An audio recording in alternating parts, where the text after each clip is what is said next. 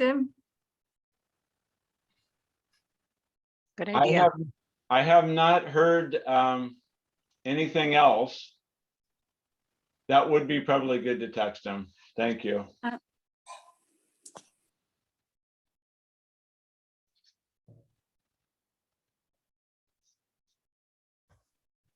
He's probably just waiting at home wondering what he's going to do on a Friday afternoon, evening. Aren't we all? I have a dinner and I'm like, well, you guys, this is my priority. We'll try to be quick.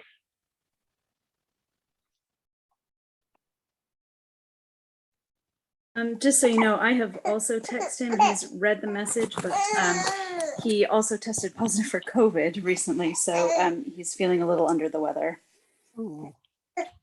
Uh-oh. COVID is getting around, apparently. Again, yeah. Yeah, my nephew that lives with us tested positive, so I'm kind of on COVID quarantine also, but feeling okay at this point. And not tested positive yet.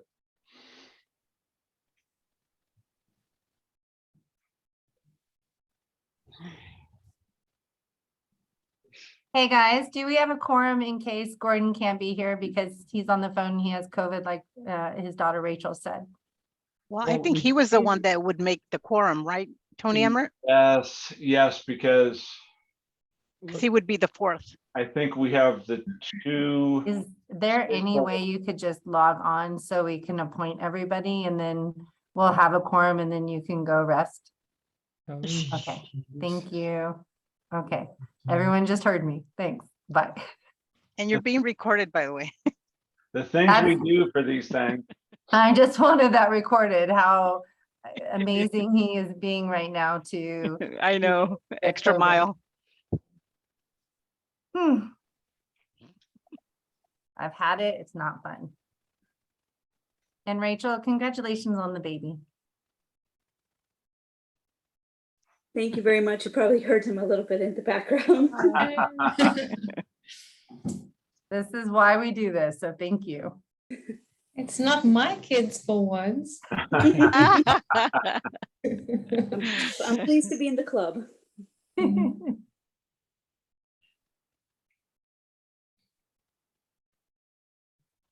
All right, what if we start with a Pledge of Allegiance? Can I do that without a quorum? Is there other things I can do without a quorum? Well, the yeah, something like that's not we're not really convened until we have a quorum, but Director Pace is Director Pace no longer in his original seat? Tony, is that because we do have 4 if we count Director Pace? He is in his original seat. He resigned and somebody else, well, I'm not sure, actually, he resigned. His term expired and then he's being reappointed. There was a little switcheroo. We thought it was going to be somebody else. So if legal counsel is good enough to call Director Pace continuing, he had no interruption. He was here for the June meeting and he's here for the July meeting. So has the board accepted his resignation and made the new appointment? No. No, that's what we're doing today. So maybe when we get to that action item, Director Pace, we can accept his resignation from, he's switching from Piru to Fillmore? He thought he was off from Piru, but the nominee that we were going to consider became ineligible at the last minute, so he agreed to stay on. So we have a nomination letter, a replacement nomination letter from the Piru Pumpers Association, renominating Director Pace to the position he's been on. Okay, because I count Director Menigan, Director Long, Director Villasenor, and Director Pace. It's 4 of our 6. That constitutes a quorum. Chair Long, I think we're okay to proceed. Thank you so much. And with that, I'd like to start our meeting for the Fillmore Piru Basin Groundwater GSA for a special board meeting on July 22nd. And I would like to do the Pledge of call the meeting to order and we'll do the Pledge of Allegiance. If I could have Director Villaseñor lead us in, that would be wonderful.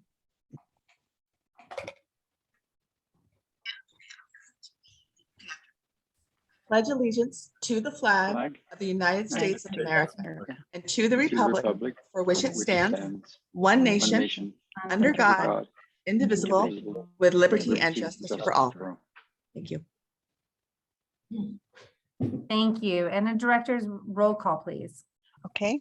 Chair Long, Yes. Director Minigan, Yes.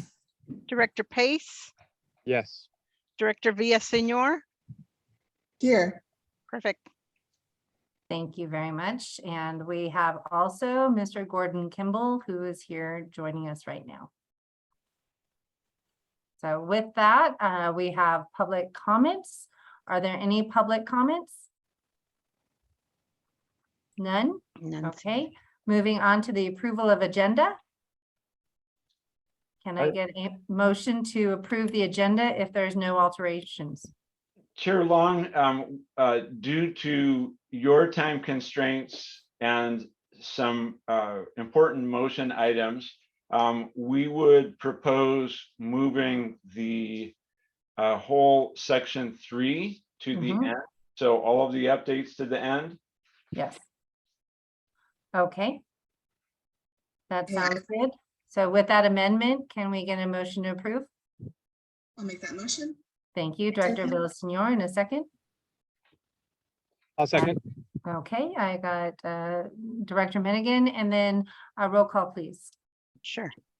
Okay, here we go. Chair Long, Yes. Director Minigan, Yes. Director Pace, Yes. Director Villaseñor, Yes. and Director Kimball. Yes. Perfect. Thank you. Moving on to the seats of the new member director appointed for United Water Conservation District.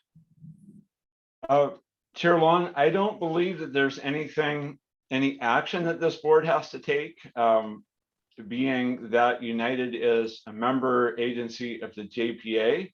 But on July 13th, at its regular meeting, the United Water Conservation District Board appointed new Director Kimball to right back to work on the Fillmore and Piru Basin GSA, just in a little bit different seat. And you should have a copy of that resolution in your agenda package. And I don't believe there's an action, but the next actions do depend on having the member agencies seated. Yes, so thank you so much for serving, Gordon Kimball, in regards to United. We welcome you as being in your prior position and now with United. And thank you so much for just holding on for like 5 more minutes, and then we'll get you going. Next is our appointment of the Piru Basin Pumpers Stakeholder Director. Chair Long, we have Director Pace, a familiar face, back for a short time. He promises that it's going to be a short time, but we thank him for coming back. And I'm sure glad that we didn't, we had on the draft agenda to present him with a proclamation for his 5 years of service to get this agency started.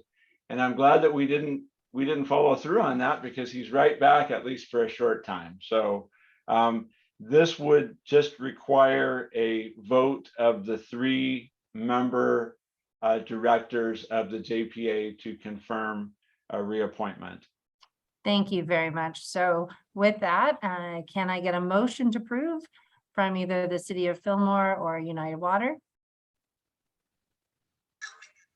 Okay, motioned by Director Villaseñor, and can I get a second? I will second that. Thank you for Director Kimball. And then can we have a roll call, please? Sure. Director Kimball, Aye. Chair Long, Aye. Director Minigan, Aye. Director Villaseñor. And she said yes. Okay. Thank you. Mhm. That motion is approved. Thank you and welcome again, Glenn. I really appreciate your efforts with our agency so much. Moving on to our Fillmore Basin pumpers, we have a new face to the crowd. So I'll pass that along to you, Tony. Chair Long, we have a letter recommending Debbie Jackson to be the Fillmore Basin Pumpers Association stakeholder. I was going to say member, stakeholder director. So welcome. And this would be the opportunity if the member directors would like to ask any questions or move right ahead with a motion.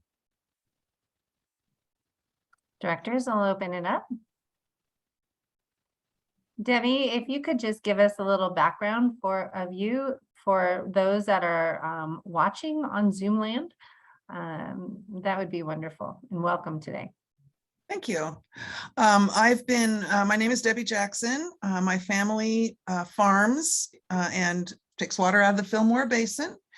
I was involved in the formation of the Fillmore Basin Pumpers Association from the very, very, very beginning, under the great leadership of Gordon, who will be sorely missed. But so I'm familiar with and I've come to several of these meetings, so I'm familiar with the meetings and familiar with some of the issues. So I'm looking forward to adding what I can. Well, thank you very much. I appreciate it. Are there any other questions for Debbie? If not, can I get a motion to approve the appointment?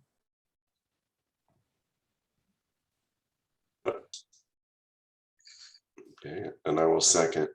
Okay, Director so Director Villasenor. Villasenor is a first and Director Kimball is a second. And a roll call, please. Okay, Director Kimball, Aye. Chair Long, Aye. Director Minigan, Aye. Director Pace, Aye. Director Villasenor. She said aye. Okay. You said aye.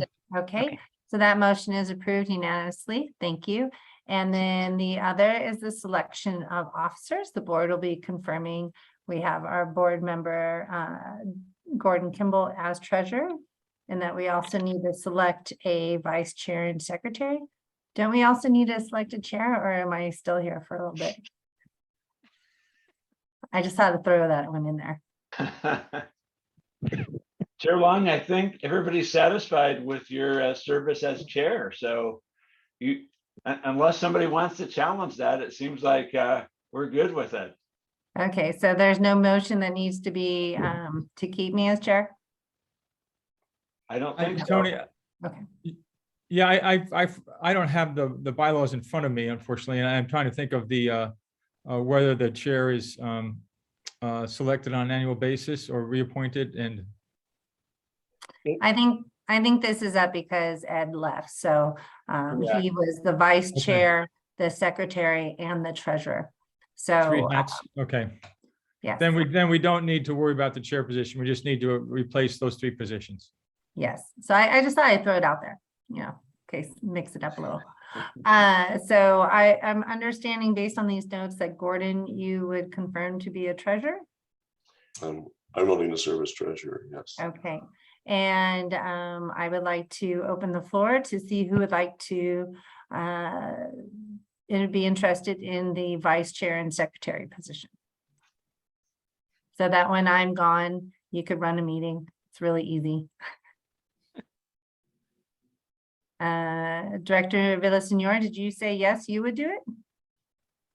We can't hear you.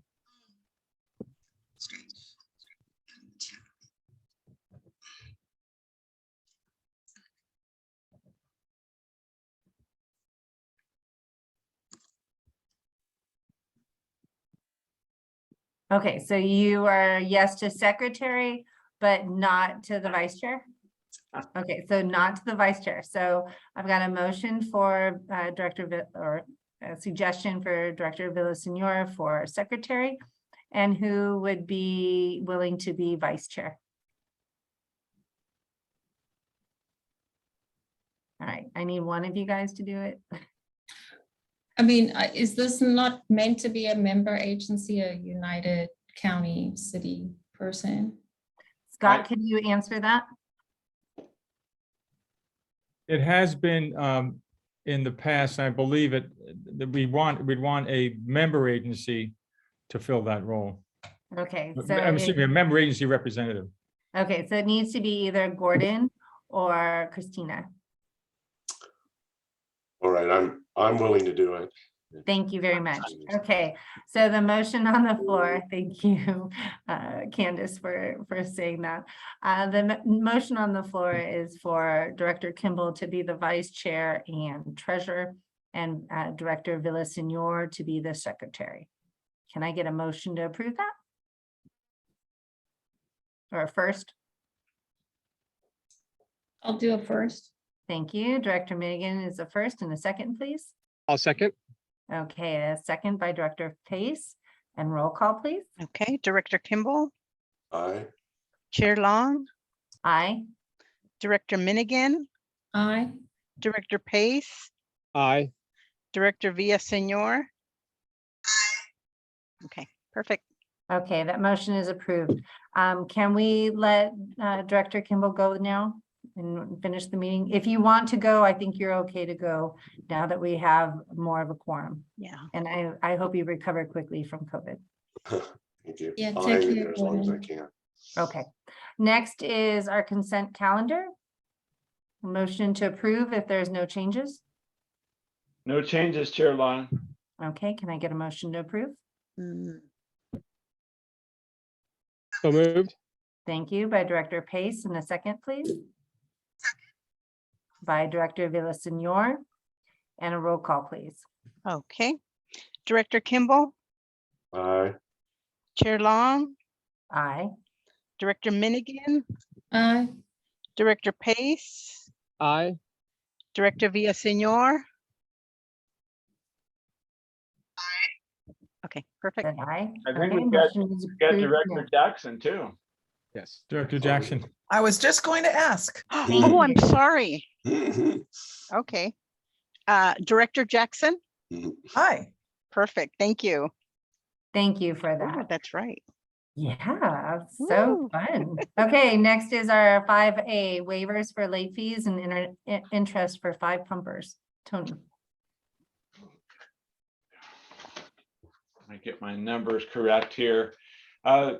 Chair Long and board, as I shared verbally last month, we had some sort of a problem with delivery of a good number of our groundwater statements in the mid-March timeframe. And if you recall, the way that we have done for sake of saving money is that we utilize the data collected by United Water in the January timeframe.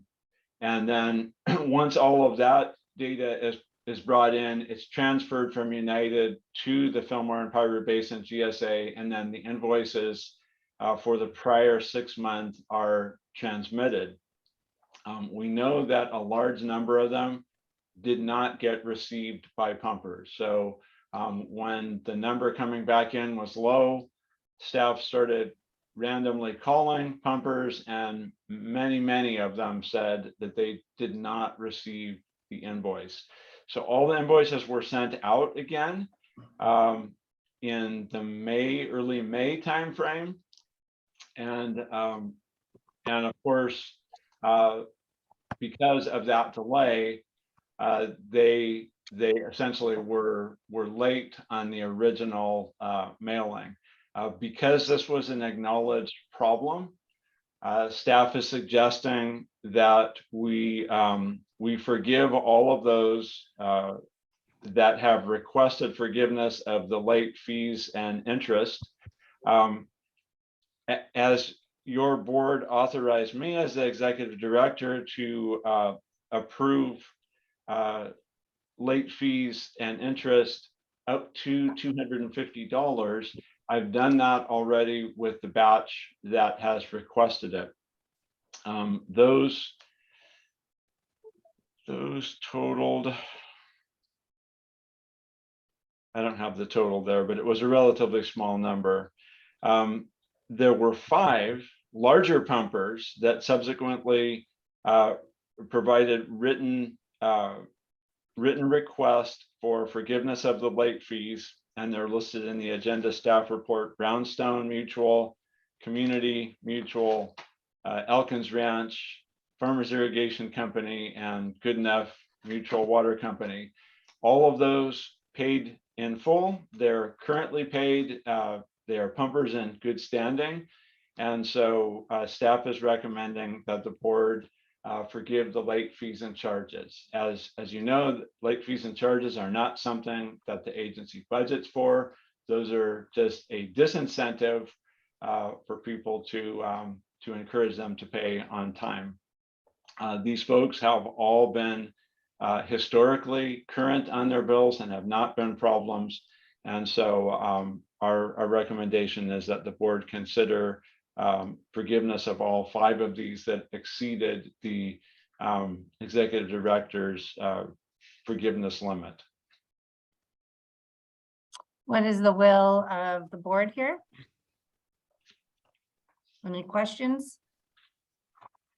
I would just say, considering it seems to be an error on our side in not getting the bills out to folks, that we should be okay with waiving the fees.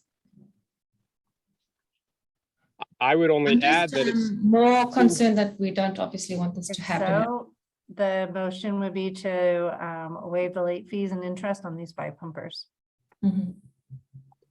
would we not want to waive the late fees on everybody this go around, knowing that whether they ask for forgiveness or not, that if we sent it wrong and then we automatically charge them a late fee, that we would just waive those and credit that if anybody did write the check for it? Hi, this is Daryl from United Water. I just want to clarify, we sent them out on time. The post office seemed to have lost them. Yeah, whoever's fault it is, I'm just thinking that if the post office lost them, we have knowledge of many, many pumpers that have not, I think we would err on the side of waiving all late fees on this mailing, it seems. Okay. So Tony, you're on mute, but I have a question for those who did receive the bill. Did we have anybody pay late? Like to Glenn's point, are there people that did pay a late fee? Director Menigan, there are several people who paid the late fee in, that was essentially what came out on the second billing. It included a late fee because staff does not have the authority to waive that, even knowing that there's a problem. Okay. And I would say in answer to Director Pace's recommendation, I think staff would be supportive of that. If the board would like to make a motion to authorize us to forgive all of them that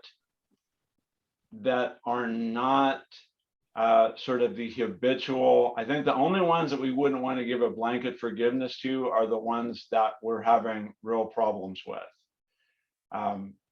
Because yeah, there are a few pumpers that we're working with to try to get to pay that have been problems. The ones that we brought before you and the ones that I forgave that were under $250, we verified that they were all in good standing. There are a handful, as we've talked about, that are not in good standing and have carryover balances from the past. So I think we would recommend not approving, not giving forgiveness for past amounts, but I think you could give a blanket approval for the fees that would be generated for this particular billing. And then that would allow us to proceed. Daryl, does that sound like that would work with staff? That would work. As long as we have direction to go that way, I think that's the main thing, is that we, at this point, thought it all had to go through the board. And the way we thought was that they pay their bill, so we proved that all they have left is the outstanding late fee. And if you guys want to just like Tony said, blanket waive it, I'm sure staff would say, okay, thanks. That's probably easier. Chair Long, just a procedural matter. Currently, you have a motion and a second for the staff recommendation of approximately $5,000. So if it's the board's pleasure to move in the direction that Director Pace suggested, I'd recommend an amendment to that original motion. However, Tony or Daryl, is there a way we could, you could give the board an estimate of what that cost will be? Because right now they're looking at $5,000 and I assume that number is going to go up. Well, I don't think we have a first or a second. I heard two questions, but I didn't hear anyone motion. Oh, to then I that. missed that. I apologize. But I do understand your point, and perhaps what we do is a motion to approve these 5 and come back with the remaining amount and how much that will be so that we can then follow up with that. Would that be more in alignment? We could do that, Chair Long. I do not have the total estimated balance. I would say some of these, like Farmers Irrigation Company, is probably one of our largest pumpers. I don't know, in the Piru Basin, I think probably the Fish Hatchery is the largest pumper. And I don't know what the status of those are. Daryl, do you have any kind of an estimate of what the total would be outside of these 5? No, but I think it would be easy enough to get if we wanted to bring it back to the next meeting and say this is the amount we're seeking for blanket approval. Because I know it's a separate run, and then we would just deduct out what was already forgiven. Okay, so I think that would work very well with staff, and we'll get that together for the next meeting. Can I ask, does it even matter? I mean, it seems that we have knowledge that there was something went wrong in the billing, that they didn't make it out to everyone. If we know that's the case, we know it's not part of our budget. It doesn't matter at all what the price is because it's an imaginary number that should never have been there, that it should be a blanket portion at this point to say, waive everything. If someone's paid it, they get credit. If they haven't paid it, waive it and just move on. It doesn't matter what the dollar amount is, it seems to me. Now, if it procedurally we need to wait for another month, that's fine. It just seems like it's not an issue. Can we just waive it all now and state that we'll waive the late fees for the last billing due to the mix up with the post office? Chair Long, I think that would be absolutely acceptable with staff. We can make that work. Okay, And I don't need to put another staff report together to come to you. So fabulous. Okay, so So Glenn, I would make a motion then that we direct United Water to waive late fees and interest on all for the most recent billing for all pumpers who are in good standing. there you go. And can I get a second? A second. All right, Director Minigan is a second. Are we clear on the motion for staff? One question. Yes. This doesn't blanket, so that means they can come back 6 months from now and pay late and not have a late fee, right? I mean, it still assumes that they pay within reasonable time from the second mailing. correct. That would be for the, I think as the motion was put out there, it was for the last billing for those that are in good standing. Okay, just thank you for that clarity. Daryl, is that clear too? Yes, that's clear. Okay, all right, so then there's a motion and a second. And is there any further discussion? Okay, roll call. Okay, Director Jackson, Aye. Director Kimball, Aye. Chair Long, Aye. Director Minigan, Aye. Director Pace, Aye. Director Villaseñor. She said aye. Okay, perfect. And Director Jackson? I already, Oh, you already got her. Okay. yeah, I sorry. got her first. She's first. Woohoo. Okay, so motion is approved unanimous. Thank you. Next is our Kenter Canyons Farm Inc. Well permit application review. Chair Long, this is another well that is essentially a one that has been in the pipeline for a while, pun intended. It is a well intended to be to irrigate an existing agricultural property in the Bardesdale area. Its previous source was a mutual that has wells along the Santa Clara River in the Piru-Fillmore Basin boundary area on the south side of the river, and has a gravity pipeline that goes down through Bardesdale. For purposes of reliability, this pumper is asking for a well that would supply water directly to that for irrigation of that parcel. And I do have Eric Elliott here, who was part of the review. Let's see, any other points that were, so this is 1043 Santa Paula Street, as was said in the staff report. It is existing acreage and will not be used for other acreage. It is not adjacent to any other wells, so we don't think that that there'll be a well interference problem. And it is located in an area where there aren't thick layers of compressible sediment. So we don't think that the construction of this well in this location would cause or make would cause any subsidence. So, and it doesn't, staff's review does not show that it would essentially interfere or cause trouble with the implementation of our groundwater sustainability plan for the Fillmore Basin, nor would it interfere with any of our sustainability goals. So our recommendation would be to consider approving this one. Hey, directors, any comments? I have a few questions. Go ahead. So from our discussion earlier, the Bardesdale area is the one area where we are known to have a potential for wells going dry, where we might have to do some mitigation. And I'm concerned about what we sent back to the county last meeting with regards to discretion on new wells and our framework on how we move away from opening ourselves up to legal action with regards to discretion on new wells. Because there's even like counties are even going beyond just the CEQA analysis issue.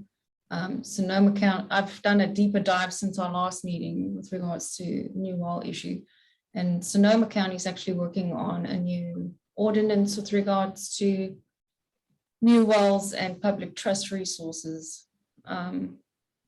So my concern is just that it's in an area where we know we might have impacts to wells based on our operations, which might impact our mitigation actions. And then the other point was, Tony, you mentioned this is on a boundary area between the basins. Is this anywhere where we're going to have a monitoring well? Director Menigan, the existing source for this water has wells in the boundary area a little further upstream. So the construction of this well actually might make that a bit better in taking some land off of that existing. I believe that's a very old system, maybe 100-year-old system. I think it's the Southside Mutual. Is that the name of that, Eric? It's the South Side Improvement, and I think you're right. I believe it's 1920s era. So I think this would not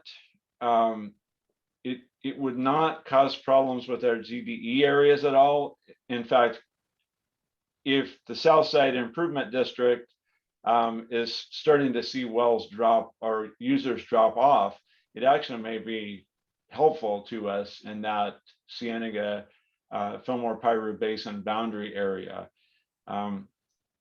Eric, do you want to address the question of the wells nearby? I know that your team looked at the wells that were nearby. Sure. Yeah, the nearest by well is approximately 450 feet or 500 feet from the proposed location. And so we used a couple analytical methods, one for unconfined aquifers and then, to be more conservative, for confined aquifers. And using a variety of assumptions and that well pumping 365 days, we estimate the drawdown to that nearby domestic well at about a half a foot. Being more conservative, about a foot.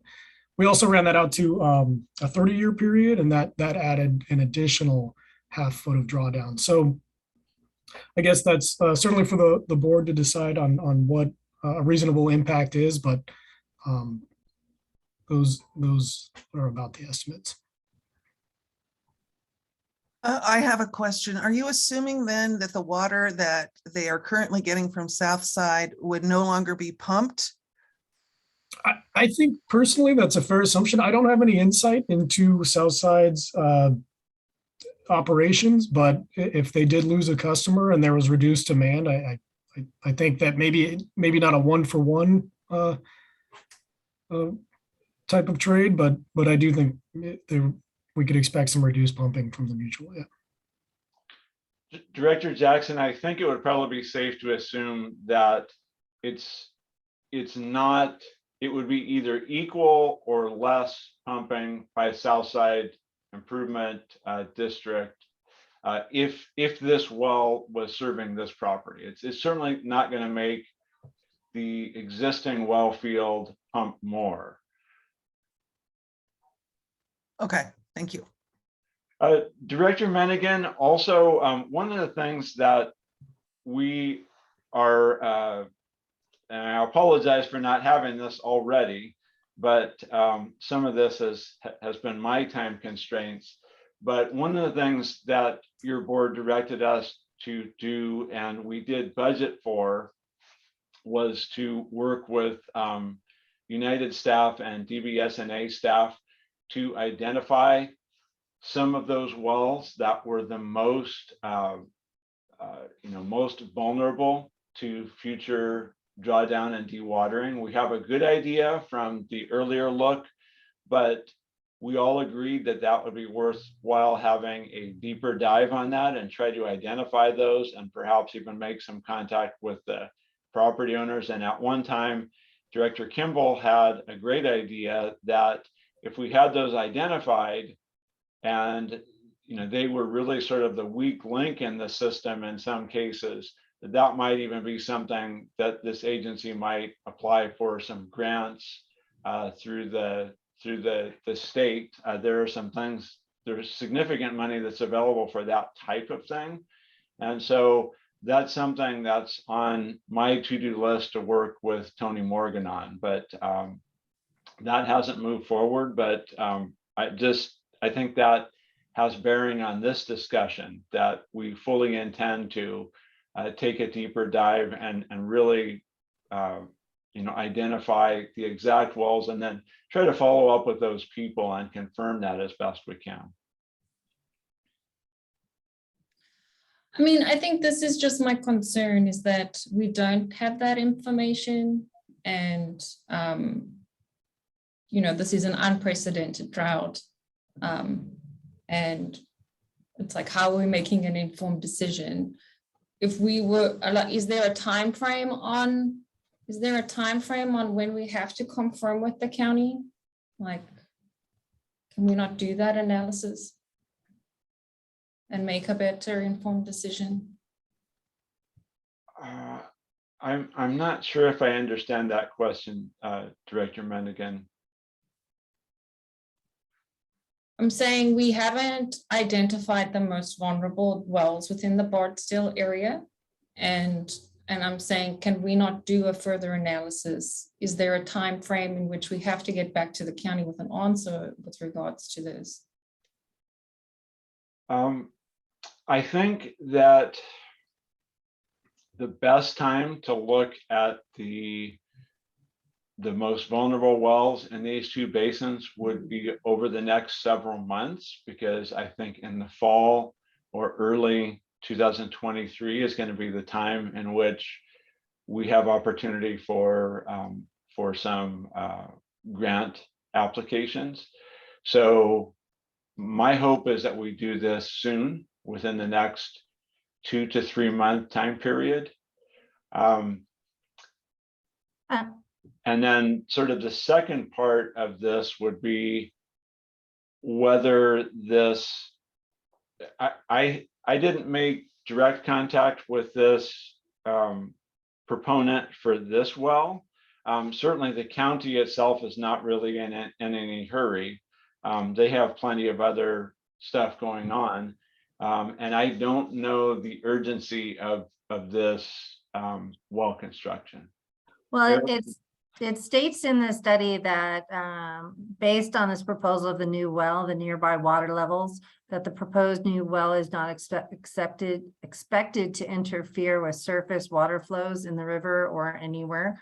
I would ask a question of, I would prefer this land not to get fallow and to be irrigated, to make sure that we are taking care of this property.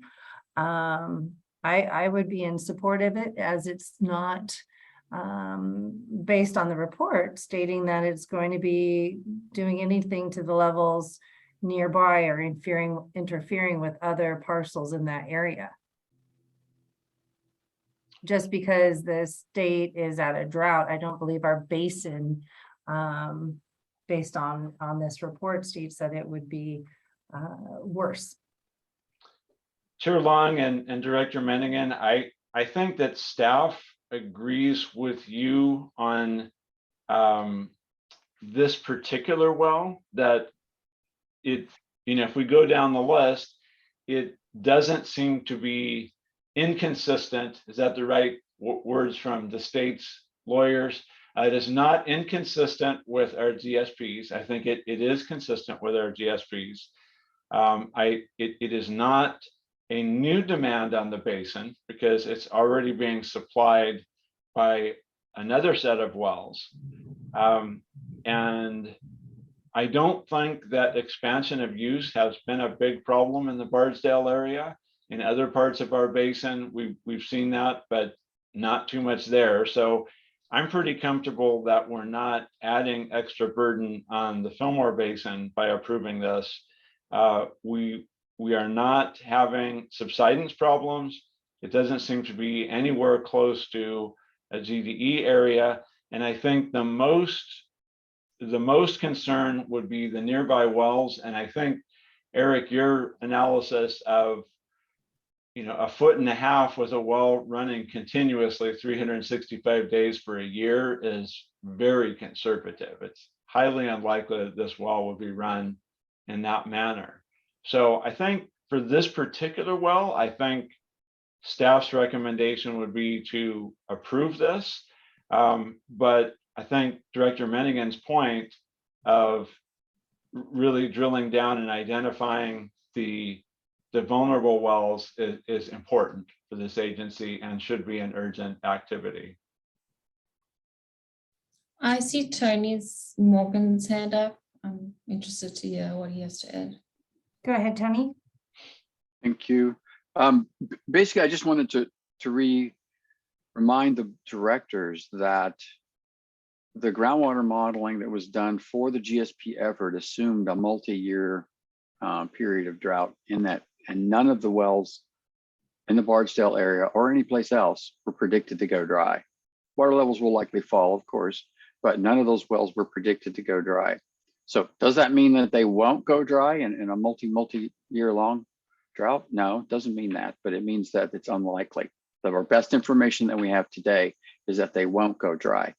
Do I agree with the concept on the table that it'd probably be worthwhile to go look and do a little more in-depth detail on the domestic wells, the shallow wells in that area? Yeah, I think that's probably a prudent adventure for us to consider doing. But we're not anticipating, based on the modeling results, that there's going to be any issues in the Bardesdale area during the drought period. Thanks. And Tony, when you say modeling effort, are you referring to us taking the middle of the road modeling projections? That the modeling projections that was included in the GSP had a multi-year, a multi-decadal actually period of time where we were in a drought condition. We had depressed water levels there. So we considered a pretty severe stress on the system already in the model. Yep. It's just, I was talking to Paul Goslin a week ago, and he was saying that the state's going to come out with new climate change guidance because of the current drought, and that it's unprecedented, and that it's actually going to like be more cautious with regards to the modeling. And I'm just, yeah, I'm just feeling as though I don't have enough information to make an informed decision. You know, like we've done the effort with regards to domestic well users and disadvantaged communities. And, you know, that's outside of just the environmental stakeholder concerns. It's just a concern when it comes to water availability to domestic users, that it is a concern for me. Yeah, one of the things that we were suggesting that could be done is to just keep a running tally of what the groundwater pumping rates, quantities rather, are in each of the basins. And when a new well is added, is if we're adding X number of quantity of water per year, but we're subtracting the old well off. And so we get this running total of how does that total amount of groundwater production change over time. The GSP assumed that we had a 10% increase in pumping over time. So we already built in a little bit of cushion through that 10% increase over time. So if we went a little above that, okay. But if we're in a situation where we're adding a well here, but we're subtracting a well there, remember we're managing at the basin scale. And so as long as we do that, we're still in that same range of assumptions that we made for the GSP, where we ultimately concluded that we think we're okay. We think we can be sustainable with those kinds of pumping quantities. Yeah, I mean, it goes back to Deb's question from earlier, and it's not to say, Tony, that I'm disagreeing with you, but we are assuming that they're not going to pump that water at the mutual company. You know, it could be an additional take from the basin. Yeah, if they're not using that water to do additional property, then it's a win, because when you have your own well, you can irrigate much more efficiently than when you are at the whim of the mutual. But yeah, that is a question. I mean, could the mutual add acreage? We don't know. And our sustainability is based on the quantity of water. I mean, you can irrigate 10 acres or 100 acres, but if the quantity of water is the same for sustainability purposes, that's what we're worried about. So I didn't see in the staff report that I saw the pumping rate, and what was it, 600 gallons a minute or something like that? But I didn't see something that said the quantity they anticipated was whatever, 50 acre feet a year or whatever the number is, 10 acre feet a year. Did we know that? No, we don't have that information, Tony. Okay. Okay.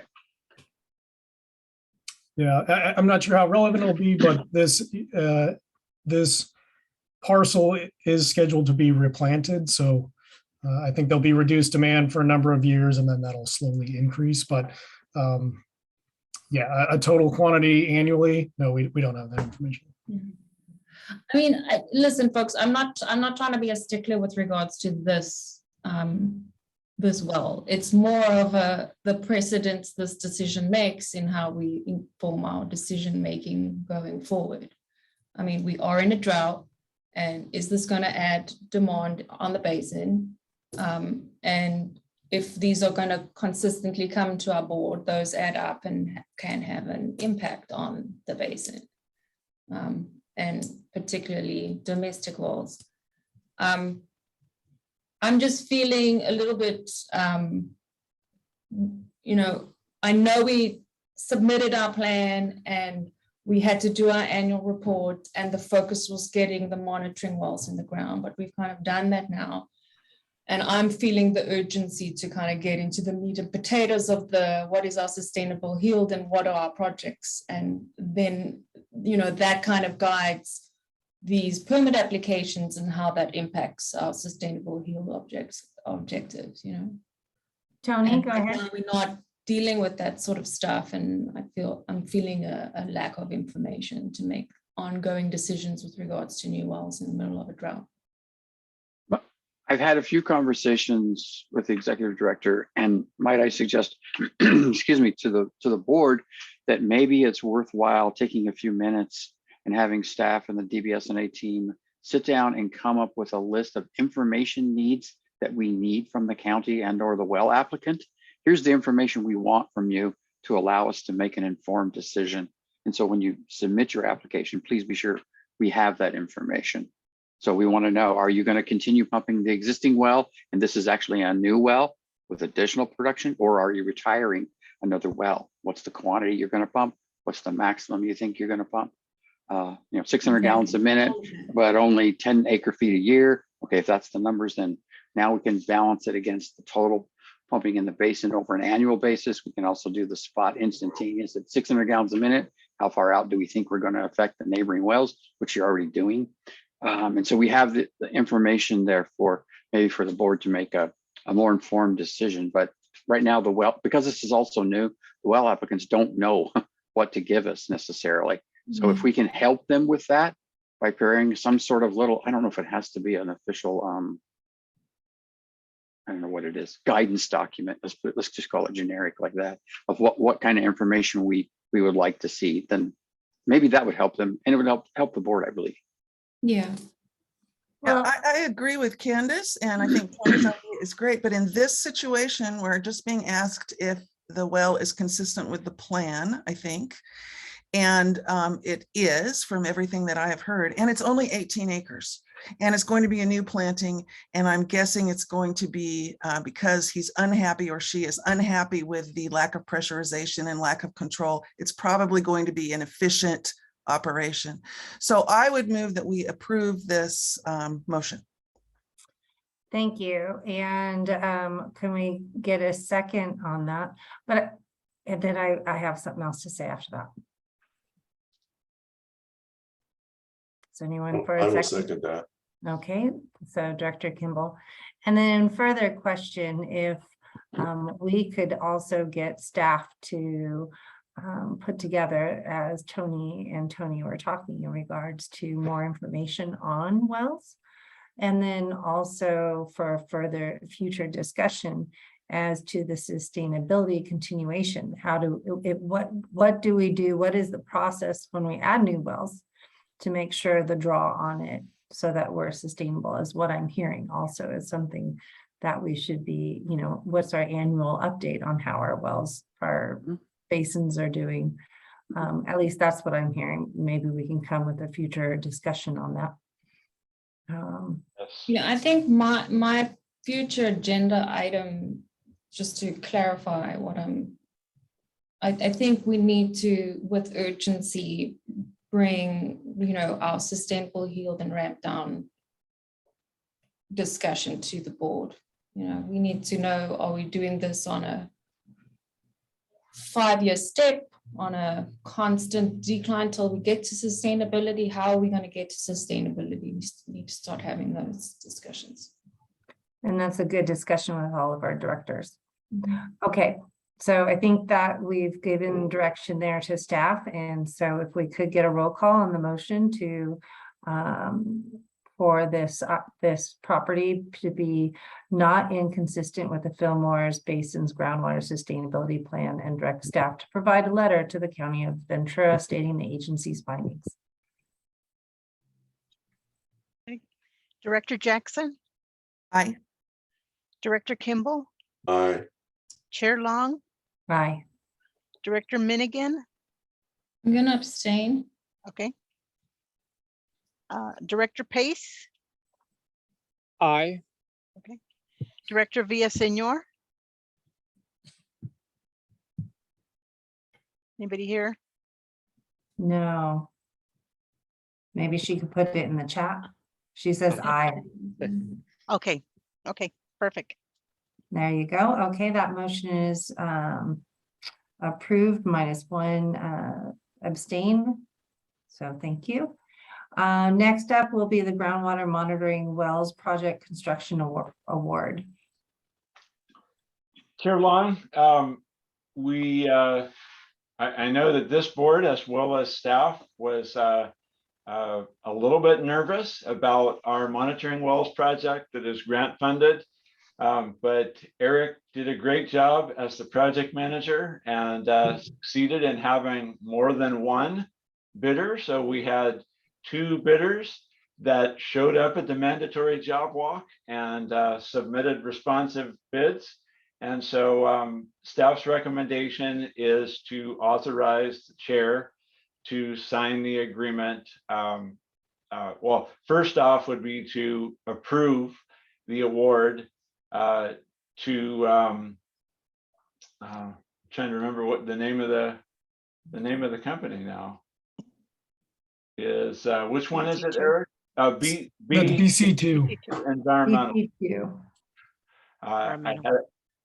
And then Eric would, if approved tonight, then Eric will announce that award on Monday as is scheduled. And then we'll put together all of the construction documents. And then when those are all assembled, then the chair would be ready to sign the agreement. Okay, any discussion, questions? All right, if not, I need a motion to award the monitoring wells project construction to BC2 Environmental LLC for a total of $441,485 and authorize the chair of the board to execute the construction agreement. I will happily first that. Okay, so I'll give that one to Director Megan and a second by Director Pace. So with that, can I, if there's no further discussion, a motion to approve? Director Jackson, Aye. Director Kimball, Aye. Chair Long, Aye. Director Minigan, Aye. Director Pace, Aye. Director Villaseñor. I think She's on she says mute. aye again. Yeah. Okay. Okay, So that perfect. motion is approved unanimously. Thank you very much for being quick and effective. You answered all our questions and we're getting it moving. So going back to, we are done with the agendas except for the updates and then further agendas. So if we want, we can go start with the updates. Fillmore Pumpers Association, any update? Welcome, Director Jackson. Thank you. The only update is that we've had a leadership shuffle, which you know all about, and I'm happy to be here and I hope you'll be patient if I ask questions during these meetings. No, we love questions, so thank you. Director Pace for the Pirate Pumpers. Similar, we've got some leadership shakeup, which is not finished yet. So we will be meeting here in our next month to make adjustments with Doug O'Hara, who was going to be filling my spot based on a employment change that made it so he was no longer available to fill this position. But we are meeting this next month and hopefully we'll be coming to you at our next meeting with a recommendation of my replacement. But for me, September 14th is the target date right now with everything online for the turnover of ownership for the water company. Barring any surprises, everything seems to be on track for that. And that's what we're working towards. But I have agreed to fulfill this position, at least for the next couple of months until we get someone, as we get our leadership adjusted in the Piru Pumpers Association. So you'll still get to see me in these for another month or two.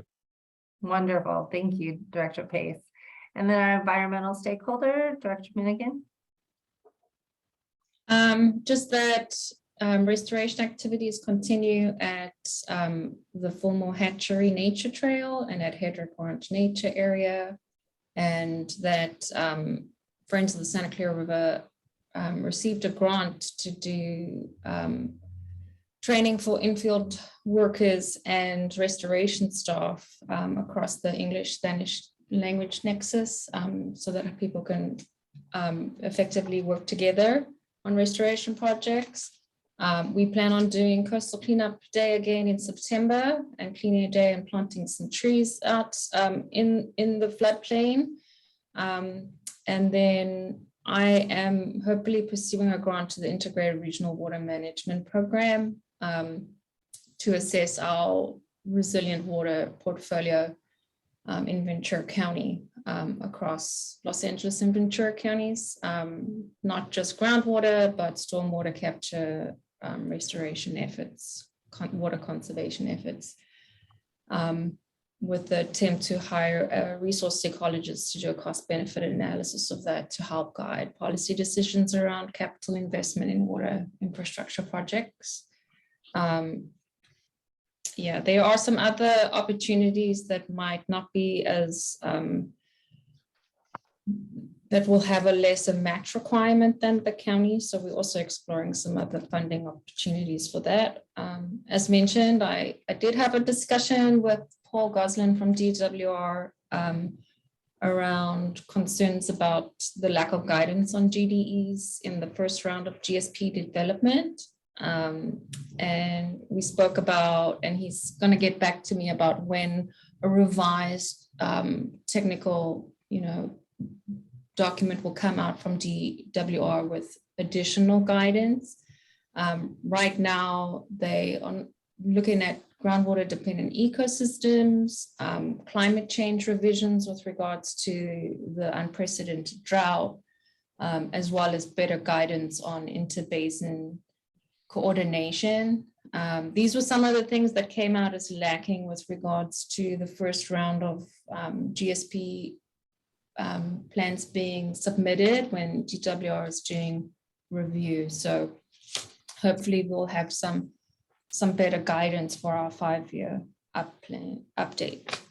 Can I ask Candace, was that at the GRA meeting that you attended, or where was that?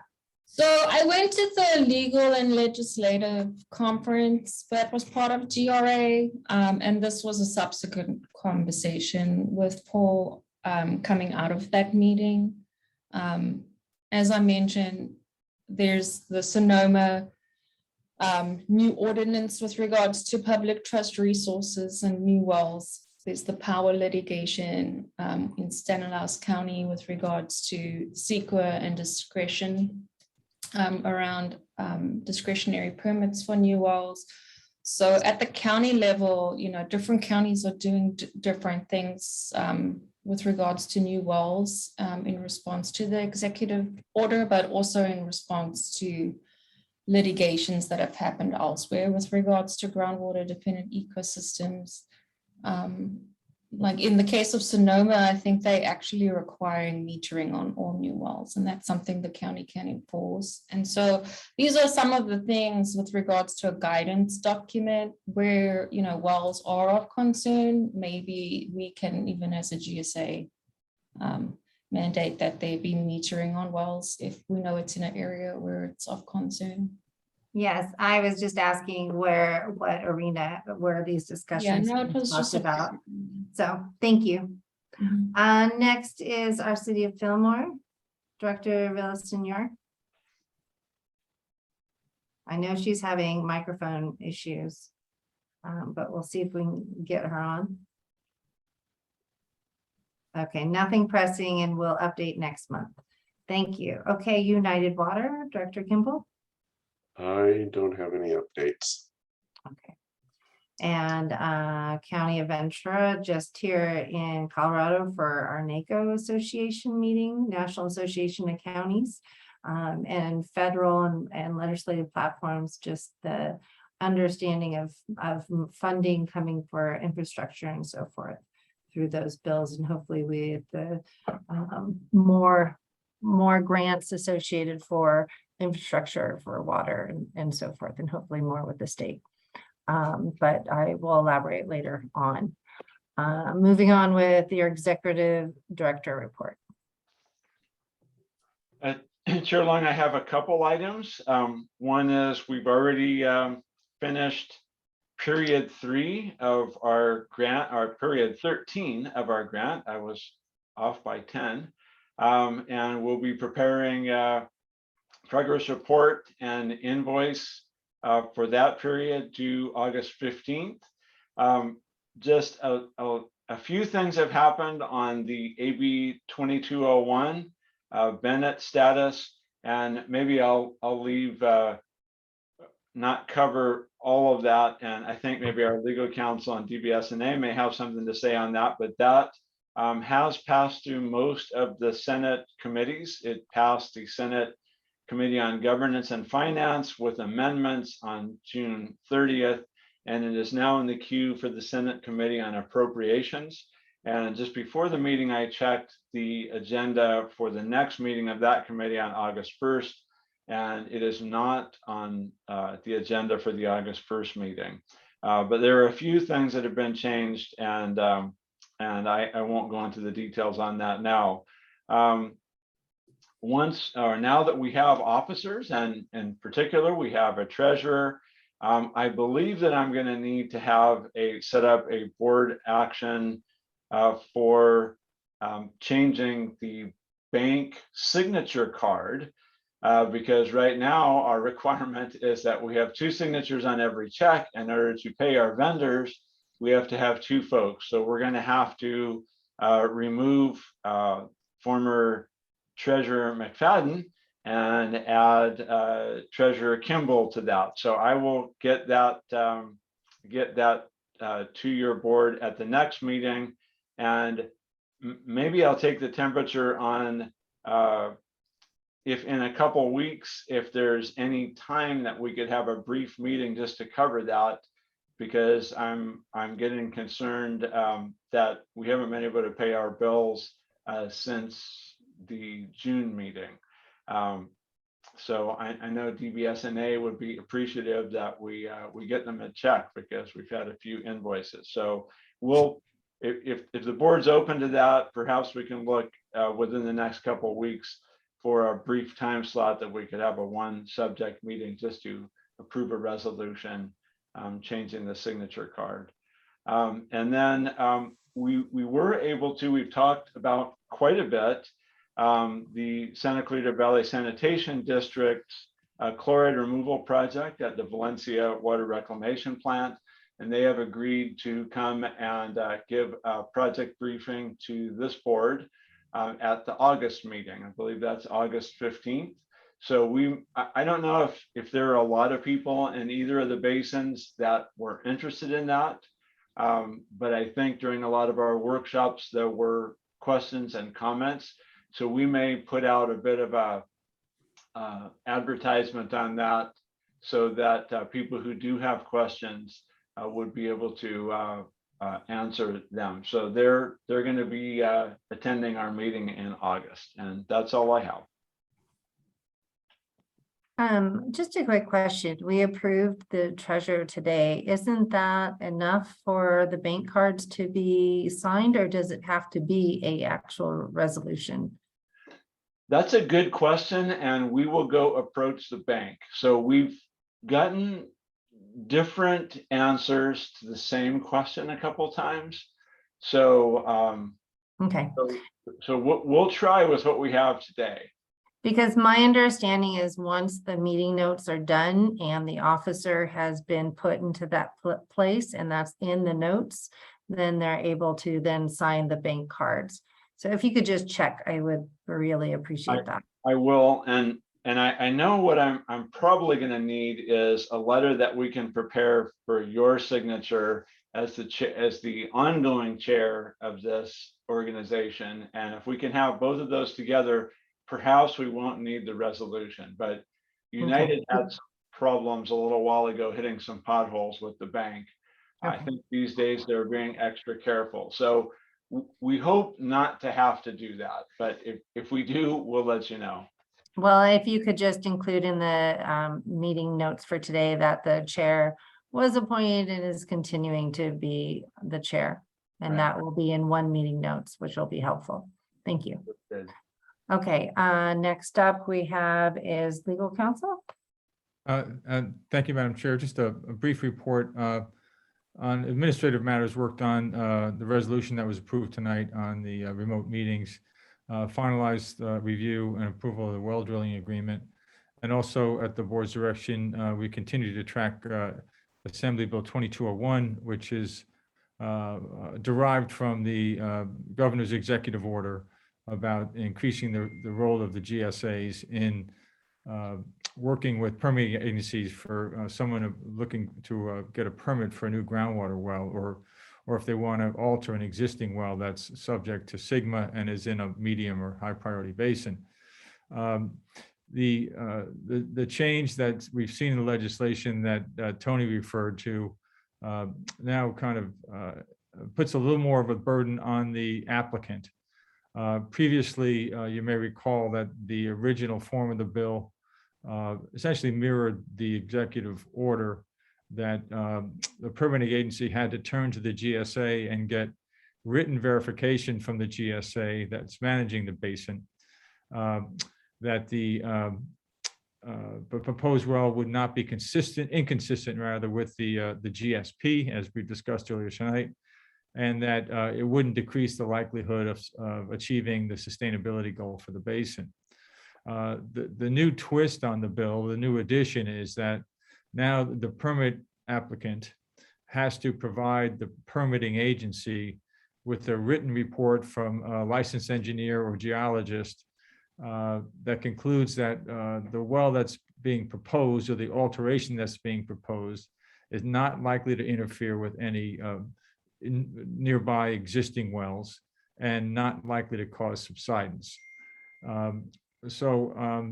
This is kind of a new add-on to the bill in that it puts a little more of a burden and an obligation on the applicant to provide this written report that would be submitted to the permitting agency. And then, of course, the permitting agency, however, still needs written verification from the GSA. So as you may recall, prior discussions on this bill, we were concerned about the obligation that was being imposed upon the GSAs, and if that would create any exposure for the GSA. In my view, this does reduce it somewhat, but doesn't eliminate it, in that it does give us another professional opinion supporting or a professional opinion on the potential consequences of the application. It doesn't be it positive or negative, but I've talked to Tony and Tony in the past few days about this. I know Tony Morgan has some comments as well that I'll leave for his report. But that concludes my legal counsel report. Thank you very much. And then we'll move it over to the GSP update. Tony. Thank you, Chair Long. It's been a fairly quiet month or so for us. We've spent some time with the online database, getting some improvements for that. The well completion reports have been redacted, and we've asked our programmer to go in and turn those on so that they are now accessible. That has not happened yet, but that's coming in the near future. And so we've identified some things that DWR requires, data uploads that we have to do periodically, that we thought we can streamline a little bit better because that information is all in the database. So our internal programmer is writing a little piece of code that will go in and suck out that information that's needed. And there'll be a way via the online database, via the backside of it, the administrator side of it, to get that information and have a built-in upload mechanism so that can be uploaded to DWR. So just things we're trying to do to make things simpler, faster, and not have to reinvent the wheel every time we have an annual report or the annual submission of CASGIM data or whatever it is that we need to do. So we're cleaning that up, rearranging a few menus and things on the database to make it a little easier for laypersons to follow and to understand what's going on. And so we're just looking for ways to improve that system that way. So that's been mostly what we've been working on in the past month. And we do have a tech memo proposal into the executive director for doing the subsidence update for the board. So we'll take the latest INSAR data from DWR and give you an update on what does that mean for the two basins. we're in Piru.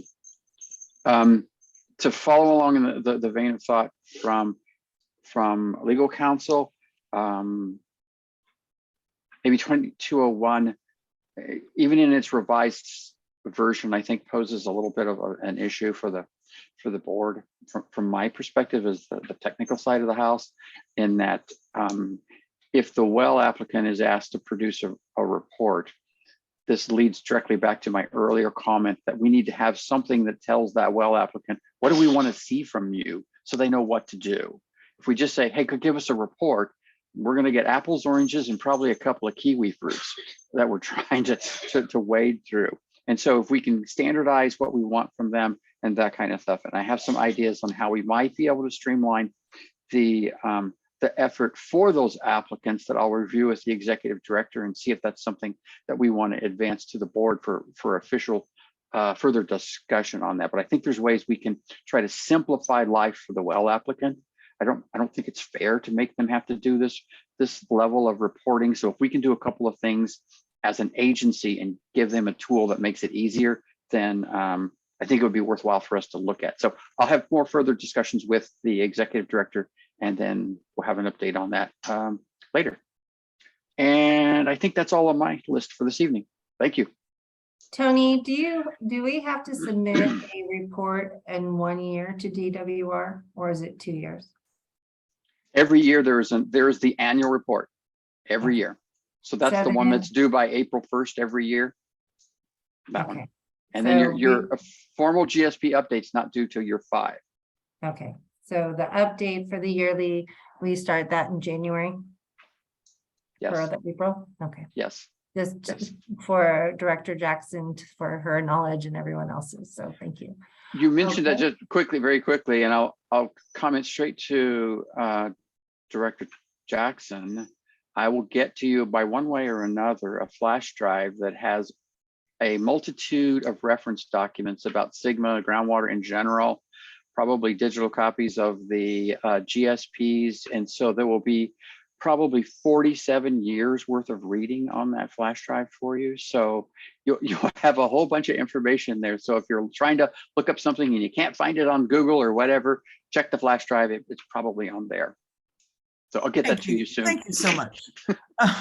You're welcome. I do have a question though about the timeline. So you've got the draft in, and when are you expecting comments back? The GSPs or the annual reports? GSPs. I guess my question is, you've got the draft in and you're making annual reports based on that draft, even though it hasn't been approved? That's correct. The draft is the whole basin, all history and what you think is going to happen in the future. The annual report says what happened this past year, this past water year. That's what it is. It's just an update to the GSP. And then in year 5, you update your whole GSP based on what's happened over that 5 year and what progress you've made or not made towards this or that effort that you have. So as far as GSP draft or comments on the draft document, we're not sure when that's going to come out.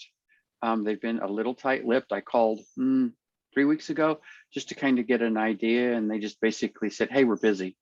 We'll get to you when we get to you.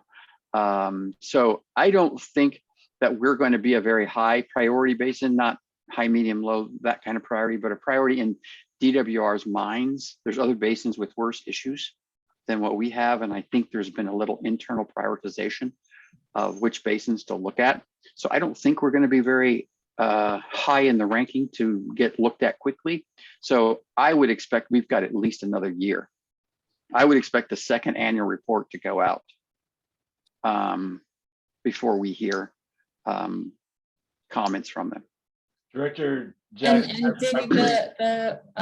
the DWR is actually allowed up to 2 years up to 2 to approve our plan. So we only got 6 months in now. I know they're working hard. They want to get them done as quickly as they can, but it's if you might imagine, there's stacks and stacks of paper on people's desks there. And so there's a lot to do. I do not envy them in that assignment to wade through all those. And then a very mundane housekeeping question. Is there a meeting schedule, a meeting calendar on the website that I can access? I can send you the dates if that helps you. That would definitely help me. Yes. I Thank will. I'll send you one Right. in Monday morning. Director Jackson, our normal has been every third Thursday. And I know several directors were looking forward to the time that we would run out of business to take care of, and we might be able to go less frequently, but we haven't run out of stuff to do yet. So, so at this point, I think for at least the foreseeable future, we're going to be probably meeting every third Thursday at 5 o'clock. And so far, we are allowed by executive order of the state and by our ongoing resolution to meet via Zoom. But at some point, if the state's state of emergency is rescinded, then we will resume meeting at the city of Fillmore City Hall on the third Thursday at 5. Okay, thank you. Thank you. Okay, Candace, Director Milligan. I was just wondering, were we able to get a date is on the schedule with the county, with the permitting department and watershed protection district with regards to the flow chart? Director Menigan, we provided the flow chart to County Water Resources staff, and we did have an initial meeting. And I will follow up with them. I did not receive too much feedback during that meeting. So it was a little bit more of us telling them what we're doing. And essentially what we heard from staff, from county staff regarding other basins in which they have taken a staff role. So for example, Cuyama Basin has had some well requests, and they've been requiring something very similar to what's in the current draft of the AB 2201, in that they're just saying, we don't have time to mess with this. Go hire a professional geologist and do a report, technical memo, and submit it to us. So that's, I think, what they're ending up doing. But yes, we'll follow up with a second meeting and see if we can get some feedback, but not too much feedback in the first meeting. Okay. Okay, so that is our information. And so thank you very much for all of that. Are there any other further discussion items that we should be discussing? If not, I will adjourn this meeting and welcome directors again. And thank you for taking the vice chair and treasurer and secretary positions. Really appreciate that. And we will talk again. Tony, you have your hand up. Is there anything else? A very quick comment. The implementation grant from DWR is coming out in September, if I remember right. So we need to, as an agency, need to be thinking about what projects might we want to submit for grant funding. We're talking about a minimum of $1 million per basin for the grants. So $2 million is not insignificant money for us to, that's just the minimum. And you can go up to 20 million. So we need to, or I would recommend highly that we begin to think about what projects do we want to do. And let me see, I'm trying to find, where is this? February it closes, the solicitation closes. I believe that's February. So when would so we've got a little bit of time. Yes. When would So the application be due? it'd be due, I believe it's February. Okay. So we have a little bit of time, but not a lot of time if we're going to try to assemble a document, to get submitted. And we need to talk about what projects, what scope, what money, all that kind of stuff. So just want to make sure that that might be something to put on a future agenda. Thank you. Put that on the agenda then. Thank you. All right, any others? If not, we are adjourned at 7:24 on a Friday night. And thank you so much for your dedication and support on this. All right, have a great night. Thank you all. Night. Bye-bye. Bye. Night. Night.